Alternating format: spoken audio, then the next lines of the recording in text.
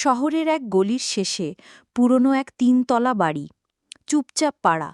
সকাল বিকেল দুটো সময় ছাড়া খুব একটা শব্দ শোনা যায় না। ঠিক এই বাড়ির দ্বিতীয় তলায় সদ্য ভাড়া নিয়েছে একজন যুবক। একা থাকে, শান্ত, ভদ্র, কিন্তু তার দৃষ্টি মাঝে মাঝে পড়ে পাশে ব্যালকনিতে দাঁড়িয়ে থাকা এক মহিলার দিকে। বয়স খুব বেশি না, হয়তো ২৭ বা ২৮। সিঁথিতে স্নিগ্ধ সিঁদুর, গলায় হালকা হাড় আর পরনে সাদা সবুজ ছাপা শাড়ি। প্রথম দিন দেখা হতেই ওনার হাসি চোখে লেগে থাকে, এমনভাবে তাকান যেন অনেক কিছু বলেন না বলেও। যুবকও বুঝতে পারে ওনার দৃষ্টিতে একরকম আহ্বান আছে, একরকম কৌতূহল। দুপুরবেলা যখন ছাদের পানির ট্যাঙ্কের পাইপের সমস্যা হয়, যুবক উপরে ওঠে। তখনই প্রথম কাছাকাছি কথা বলা। ভাবি হেসে বলেন, ওপরের লোকটা নতুন বুঝি? হ্যাঁ ভাবি, গত পরশু এসেছি। জায়গাটা তো বেশ শান্ত। ওনার ঠোঁটে এক টুকরো রহস্যময় হাসি। এই বাড়িটা কিন্তু শুধু বাইরেই শান্ত, ভেতরের গল্পটা আরও মজার।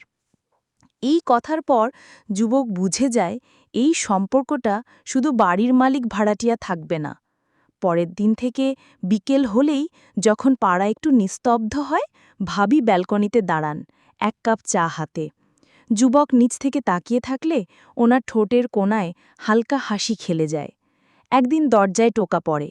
খুলতেই দেখা যায় ভাবি হাতে এক বাটি পায়েস নিয়ে দাঁড়িয়ে। একলা থাকে, কেমনে চলে, খাও। ঘরে ঢুকে পায়েস রাখেন টেবিলে, তারপর একটু ঘোরাফেরা করেন, চোখে মুখে কৌতূহল। এই ঘরটা বেশ গরম, জানালাটা খোলো না কেন? যুবক হেসে জানায়, খুললে বাইরের আওয়াজ আসে, মনোযোগ হারায়। ভাবি মুচকি হাসেন, মনোযোগের জিনিস তো ঘরেই আছে দেখছি। এই ধরনের ইঙ্গিতপূর্ণ কথা প্রতিদিন বাড়তে থাকে। কখনো ছাদের এক কোণায়, কখনো সিঁড়ির ফাঁকি ছোট্ট করে কথা হয়। ওনার চোখের ভাষায় একরকম গভীর আকর্ষণ জমে ওঠে। একদিন দুপুরে বৃষ্টি নামে হঠাৎ করে, বিদ্যুৎ চলে যায়। যুবক ছাদে উঠে গিয়ে দেখে ভাবি ছাতার নিচে দাঁড়িয়ে আছেন। ইচ্ছে করে উঠলেন? একটু সময় চাইছিল কারুর সাথে, নিচে তো কেউ থাকে না এখন। মৃদু হাওয়ায় ওনার চুল উড়ে এসে গালে লেগে যায়। ওনার চোখে তাকিয়ে যুবকের মনে হয় এই মুহূর্তেই যেন সময় থেমে যায়। ভাবি হালকা কণ্ঠে বলেন, তোমার চোখে একটা কথা জমে থাকে, বলো না কেন? যুবক একটু সরাসরি কিছু না বলে, সব কথা মুখে বলা যায় না, অনেক কথা চোখ দিয়েই বলা যায়।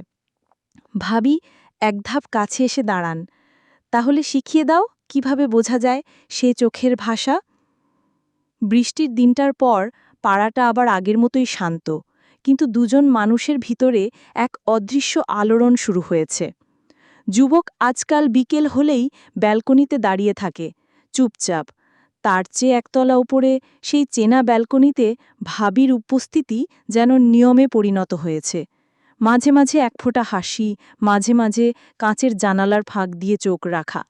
কেউ কিছু বলছে না, তবু যেন অনেক কিছু বলা হয়ে যাচ্ছে। এক সন্ধ্যায় হঠাৎ করেই যুবকের ফোনে মেসেজ আসে, এক কাপ চা খাবে, ব্যালকনিতে এসো। চোখ কপালে ওঠার মতো, কারণ নাম্বারটা সেভ করা ছিল না, কিন্তু নাম লেখানো দ্বিতীয় তলার ওপরের জানালা। চুপচাপ যুবক ব্যালকনিতে যায়। বিপরীত দিকের ব্যালকনি থেকে হাতে একটা ট্রে বাড়িয়ে দেয় ভাবি, 2 কাপ চা। ট্রেটা নিতে নিতে তাদের আঙুল এক মুহূর্তের জন্য ছুঁয়ে যায়।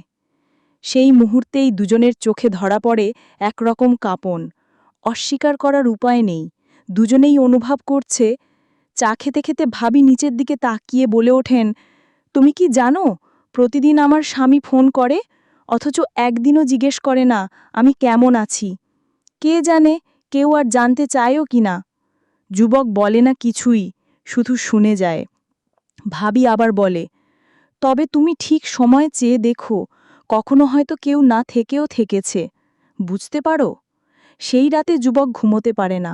ফোনে সেই নম্বর ঘোরায়, কিছু টাইপ করে, আবার ডিলিট করে, শেষমেশ শুধু একটা লাইন লিখে পাঠায়, আচ্ছা, জানালার পাশ দিয়ে হাওয়া কি তোমার চুলে বেশি খেলে? পরদিন বিকেলে ছাদে দেখা, দুজনেই যেন আগের থেকে ঠিক করে রেখেছিল। ছাদের কোণায় একপাশে বসে ভাবি বলেন, বৃষ্টি এলে ছাদে এলে কি মনে হয় কিছু বদলে যাবে?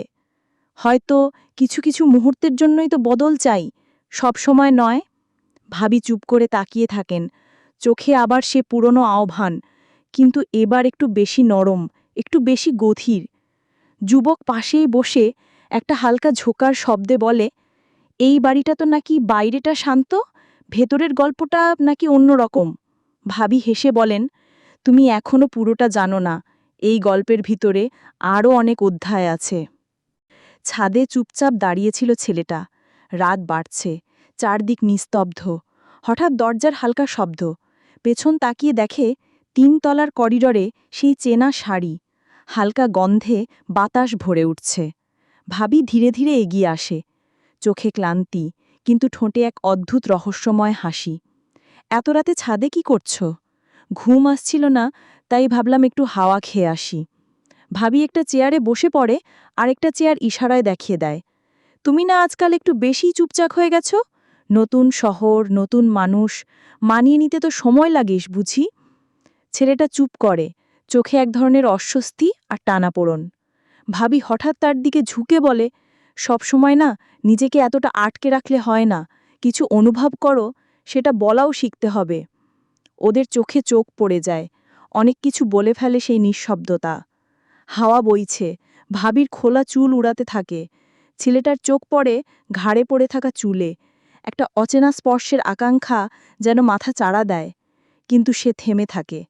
ভাবি নিচু গলায় বলে ওঠে, তুমি জানো তো, কখনো কখনো কিছু বলা হয় না, শুধু অনুভব করা হয়। সেই রাতের শেষে দুজনেই নিচে নামে, কিন্তু তাদের চোখে জমে থাকে একরাশ না বলা কথা। তৃতীয় রাতটা যেন শহরের সবচেয়ে শান্ত রাতগুলোর একটা ছিল। চারপাশে হালকা বাতাস, জানালার পর্দা যেন নিজে থেকেই উঠছিল। অনেক জানালার ধারে বসেছিল, পাশে রাখা মগে কফি ঠান্ডা হয়ে গেছে, কিন্তু ওর মাথায় কেবল একটাই চিন্তা, এই বাড়িতে যেন অদ্ভুত কিছু রয়েছে, যা তাকে টানছে, টেনে নিচ্ছে ধীরে ধীরে। দোতলার বারান্দায় পায়ের শব্দ, এক নারী মূর্তি দাঁড়িয়ে, সাদা সালোয়ারে হালকা নীল ওড়না, চুল খোলা, চোখে কিছুটা অভিমান আর কিছুটা কৌতূহল। ঘুম করনি এখনো? নরম কণ্ঠ ভেসে আসে। অনেক মুগ্ধ হয়ে তাকিয়ে থাকে, না, কিছুতেই ঘুম আসছে না। নতুন শহর, নতুন মানুষ, মানিয়ে নিতে তো সময় লাগেইস বুঝি। সে এসে অনেকের পাশে বসে। এক অদ্ভুত নীরবতা ছড়িয়ে পড়ে। বাতাস থেমে যায় যেন। ঘড়ির কাঁটা টিক টিক করে বুকে বাজতে থাকে। কারোর মুখে কোনো কথা নেই, কিন্তু চোখে চোখে যে ভাষা চলে, তা শব্দের চাইতে অনেক বেশি গভীর। আজকে একটা গল্প বলবো তোমায়, মেয়েটি বলে, চোখে একরকম রহস্যময় আলো। গল্পে তারা হাঁটছিল দুজনে সমুদ্রের ধারে, হালকা বৃষ্টিতে ভেজা চুলে একে অপরের পাশে। সে কল্পনায় যেন বাস্তব আর স্বপ্নের সীমারেখা মিলিয়ে যাচ্ছে। সে হঠাৎ উঠে দাঁড়ায়, জানালার দিকে হেঁটে গিয়ে বলে, ভেবো না, আমি শুধু এক ভাবি নই, আমি একজন মানুষ, যার আছে আবেগ, অনুভূতি, এবং কেউ যদি বোঝে। কথাটা মাঝপথেই থেমে যায়। অনেক ধীরে ধীরে পেছন দিকে এগিয়ে আসে। কেউ কারোর দিকে তাকায় না, কিন্তু বোঝা যায় মুহূর্তটা গভীর হয়ে উঠেছে। তোমার কাছে আসলে কি দোষের কিছু হবে? মেয়েটির কণ্ঠ থরথর করে কাঁপে। না, যদি আশাটা মানে হয় ভালোবাসা, শ্রদ্ধা আর যত্ন, তবে তা কখনোই দোষের নয়। এবার চোখে চোখে দেখা, হালকা ছোঁয়া, কোনো অশ্লীলতা নেই, শুধু এক গভীর অনুভব, যেখানে শরীর নয়, আত্মা কথা বলে। রাত গভীর হয়, শহরের বাতিগুলো নিভে আসে ধীরে ধীরে, জানালার পর্দা দুলে ওঠে, আর সেই ঘরে শব্দহীন এক ভাষা গড়ে তোলে এক নতুন সম্পর্কের শুরু। সকালবেলা ছাদে উঠে অনেক দেখতে পেল, সামনের বিল্ডিংয়ের ছাদে দাঁড়িয়ে ভাবি চুল শুকোচ্ছেন। সোনালি রোদে তার ভেজা চুলগুলো যেন ঝকঝক করছে। হালকা একটা গোলাপি কামিজে তার অবয়বটা বেশ স্পষ্ট। অনেক কিছু না বলে নিচু হয়ে গাছের পাতা তুলে রাখতে লাগল, কিন্তু মনটা বারবার সেদিকেই চলে যাচ্ছে। একসময় ভাবির চোখে চোখ পড়তেই একটুখানি হাসি। সেই হাসিটা অনেককে চুম্বকের মতো টেনে আনল। বিকেলে হঠাৎ দরজায় কড়া নাড়ল কেউ। ভেতরে আছো? ভাবির কণ্ঠস্বর। অনেক দরজা খুলতেই দেখল হাতে একটা প্লেট।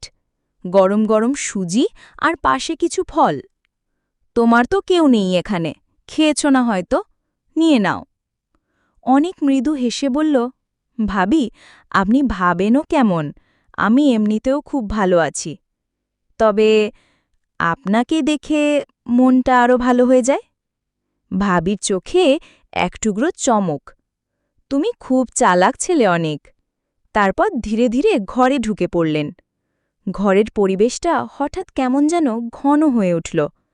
বাতাসে হালকা সুগন্ধি, আর সেসবের মাঝে অনেক আর ভাবি একসঙ্গে বসে খাচ্ছে।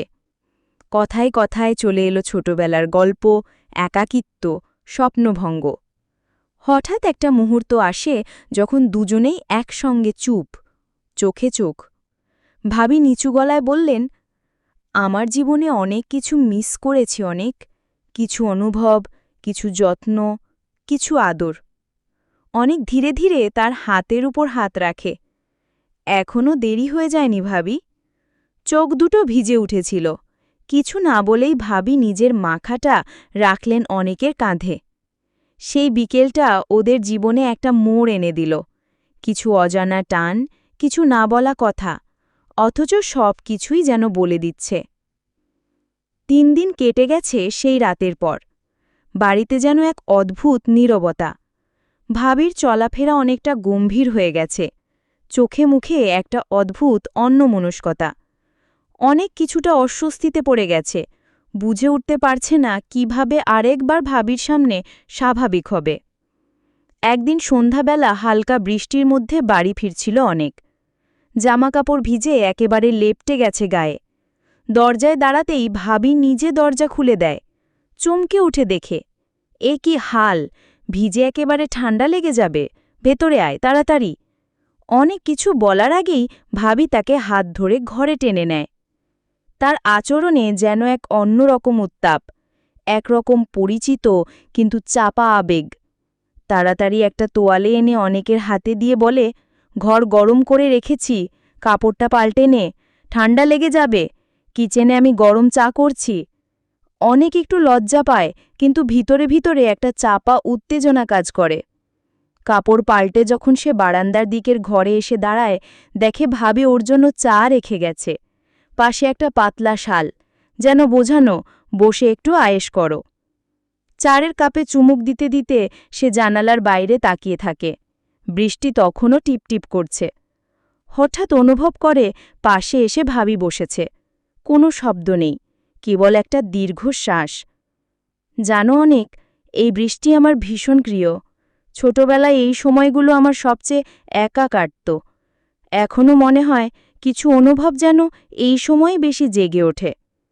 অনেক চুপ করে শুনছিল। ধীরে ধীরে ওর শরীরের ভেতরেও গরম এক প্রবাহ ছড়িয়ে পড়ে। ভাবি হঠাৎ ওর দিকে তাকিয়ে হাসে, কেমন যেন এক গভীর স্থির হাসি। তারপর হঠাৎ বলে, তোর গলার আওয়াজে একটা আলাদা শান্তি আছে। তুই যখন কথা বলিস, সব কিছু থেমে যায় যেন।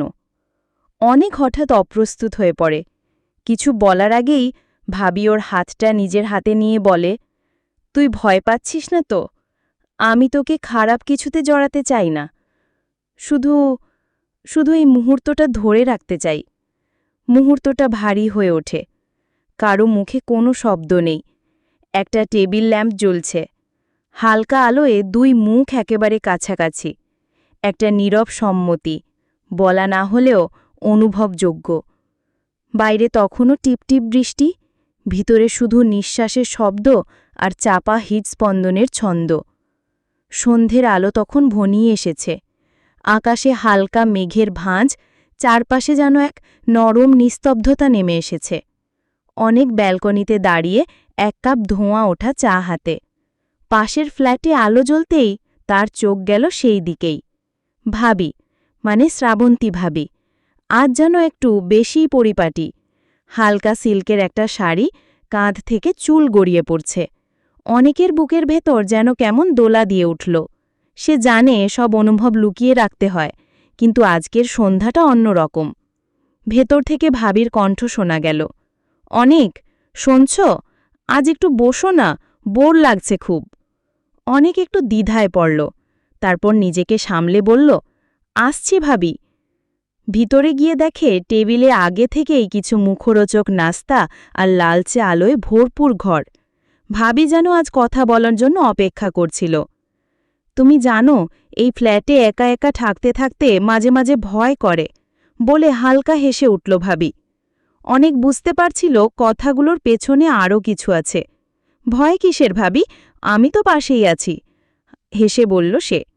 ভাবি একটু চুপ করে তাকালো, তারপর বলল, তুমি সত্যিই খুব ভালো অনেক। কারোর পাশে থেকে শুধু ভরসা দেয়াটাই বড় কথা। ওদের কথোপকথন চলতেই থাকে, ছোট ছোট কথা, হাসি, মাঝে মাঝে চোখাচোখি। কিন্তু শরীরই কিছু নয়, বরং একরকম আবেগ, টান আর মানসিক একাত্মতা তৈরি হতে থাকে। ঘড়িতে তখন রাত 10টা। অনেক বিদায় নেবার সময় ভাবি হঠাৎ বলল, তুমি গেলে ঘরটা আবার শুনশান হয়ে যাবে বুঝলে।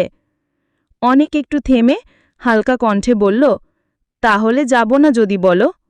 ভাবি কিছু বলল না, শুভ একগাল মুচকি হাসি দিয়ে দরজা খুলে দিল। সেই রাতে অনেকের ঘুম আসছিল না। ঘর অন্ধকার, কিন্তু মন আলোয় ভরে গেছে। ভাবির মুখ, তার চোখের ভাষা, নিঃশব্দ কিছু বার্তা যেন অনেকের মন জুড়ে বাজছিল। বিকেলের শেষ আলোটা আস্তে আস্তে ফিকে হয়ে আসছে। জানালার বাইরে পাড়া একেবারে নির্জন, কেবল দূরে কোথাও কয়েকটা পাখি ডাকছে। ঘরের ভেতর হালকা আলো, বাতাসে চায়ের গন্ধ। যুবক টেবিলে বসে কিছু লিখছিল। ঠিক তখন দরজায় টোকা। খুলতেই দেখা গেল ভাবি এক প্লেটে কিছু নাস্তা নিয়ে দাঁড়িয়ে। লিখছিলে বুঝি? হ্যাঁ, একটু কাজ ছিল। ভাবি ভেতরে এসে প্লেটটা টেবিলে রাখলেন। তারপর চোখ বুলিয়ে নিলেন ঘরের চারপাশে, যেন কিছু খুঁজছেন। তোমার ঘরটা কেমন যেন বদলে গেছে, মনে হচ্ছে এখানে এখন অনেক গল্প জমে আছে। যুবক হেসে জবাব দিল, গল্প তো সব সময়ই থাকে, শুধু কেউ সেটা পড়তে চায় কিনা তার ওপর নির্ভর করে। ভাবি জানালার পাশে গিয়ে দাঁড়ালেন। সন্ধ্যার আলো ওনার শাড়ির ছায়ায় মিলেমিশে একটা শান্ত অথচ টানটান পরিবেশ তৈরি করল। বাতাসে উড়ে আসা চুল ওনার কপালে পড়তেই যুবক উঠে দাঁড়াল। আলতো করে চুলটা সরিয়ে দিল, কিছু না বলেই। ভাবির চোখে সেই চেনা দৃষ্টি, যেটা অনেক কথা বলে, কিন্তু মুখে পিছু উচ্চারণ হয় না। কয়েক মুহূর্ত নীরবতা, কেবল দুজনের শ্বাসের শব্দ মিশে যায় বাতাসে। ভাবি, আর আজকাল সেটা আরও বেশি বুঝতে পারি। বাইরে হঠাৎ হালকা বৃষ্টি শুরু হল। টুপটাপ শব্দ ঘরের নীরবতাকে আরও গভীর করল। ভাবি ধীরে ধীরে প্লেট থেকে একটি নাস্তা তুলে যুবকের দিকে এগিয়ে দিলেন। খাও, সবসময় শুধু চেয়ে থেকো না, স্বাদও নিতে হয়। যুবক নাস্তা নিল, কিন্তু চোখ সরাল না ভাবির দিক থেকে। এই মুহূর্তে মনে হচ্ছিল পাড়ার বাইরে দুনিয়া থেমে গেছে, কেবল এই ঘর আর এই দুজন মানুষই আছে। ভাবি জানালার দিকে তাকিয়ে মুচকি হাসলেন। আজকের বৃষ্টি হয়তো নতুন গল্প শুরু করবে, দেখা যাক। ঘরের ভেতরের আলো, বাইরের বৃষ্টির শব্দ আর ওদের মাঝের নীরবতা সব মিলে যেন এক অদৃশ্য চুক্তি তৈরি করল, যার ভাষা কেবল দুজনেরই বোঝা। রাত নেমে গেছে পুরোপুরি। বাইরে গলির বাতি ম্লান হয়ে জ্বলছে, মাঝে মাঝে বাতাসে হালকা শীষের মতো শব্দ। ঘরের ভেতর আলো মোলায়েম, টেবিলে অর্ধেক ভরা চায়ের কাপ। যুবক বইয়ের পাতায় চোখ রেখেছিল, কিন্তু মন কোথাও আটকে আছে। তখনই দরজায় খুব আস্তে টোকা। খুলতেই দেখা গেল ভাবি। হাতে কোনো কিছু নেই, কেবল একরকম দ্বিধা আর চোখে হালকা কৌতূহল। ঘুমাওনি এখনো? না, ঘুম আসছে না। ভাবি ভেতরে এসে দাঁড়ালেন। আমারও ঘুম আসছে না আজ, মনে হচ্ছে অনেক কিছু জমে গেছে মনে। কিছুক্ষণ নীরবতা, বাইরে বৃষ্টির পরের গন্ধ ভেসে আসছে। জানালার পাশে দাঁড়িয়ে দুজন একই আকাশের দিকে তাকালেন, কিন্তু অনুভূতি ভিন্ন। একটা ধীরে ধীরে কাছে আসার অদৃশ্য টান। ভাবি ধীরে ধীরে বললেন, তুমি কখনো ভেবেছ কিছু সম্পর্কের নাম হয় না, তবুও তারা থেকে যায়, শুধু অনুভূতির ভেতরে লুকিয়ে? যুবক মাথা নেড়ে বলল, হয়তো এটাই সেই সম্পর্ক। ওদের চোখ মিলল, আর মুহূর্তটা অনেক কথা বলে দিল। কোনো ঘোষণা নেই, কোনো প্রতিশ্রুতি নেই, শুধু বোঝাপড়ার নীরব স্বীকারোক্তি। ভাবি চায়ের কাপ হাতে নিলেন, এক চুমুক খেলেন, তারপর টেবিলে রেখে বললেন, আজ হয়তো শেষ বৃষ্টি নয়, হয়তো আবার কোনো দিন এইরকম একটা সন্ধ্যা আসবে। যুবক হেসে জবাব দিল, আমি অপেক্ষা করব। বাইরে বাতাস বয়ে যাচ্ছিল, যেন জানে এই ঘরের ভেতর কোনো শব্দের দরকার নেই। দরজায় দাঁড়িয়ে ভাবি শেষবারের মতো তাকালেন, তারপর ধীরে ধীরে চলে গেলেন, করিডোরের আলোয় মিলিয়ে গেলেন। যুবক দরজা বন্ধ করে জানালার কাছে দাঁড়াল। আকাশে মেঘ সরে গিয়ে এক ফালি চাঁদ দেখা দিয়েছে, মৃদু কিন্তু স্থির, ঠিক ওদের অদৃশ্য সম্পর্কের মতো।